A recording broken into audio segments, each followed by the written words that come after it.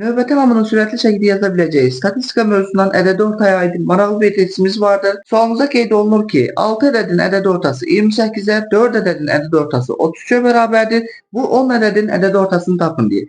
Biz 6 ədədi x6 olaraq işarə edə bilərik. Bölünsün 6 ədədi orta tapmaq üçün sayına bölürük. Bərabərdir 28-ə. Ve diğer 4 adet x4 olarak işaretleyen bölürük 4'e beraberdir 33'e ve burada yaranan 10 adedin ədəd ortasını soruşur. Biz birinci növbədə 6 ədədin cəmini tapmaq üçün x6 bərabərdir 28 vur 6 yaza bilərik. x4 de bərabərdir 33 vurulsun 4. Burada x6'mız 28 vur 6 168'e bərabərdir.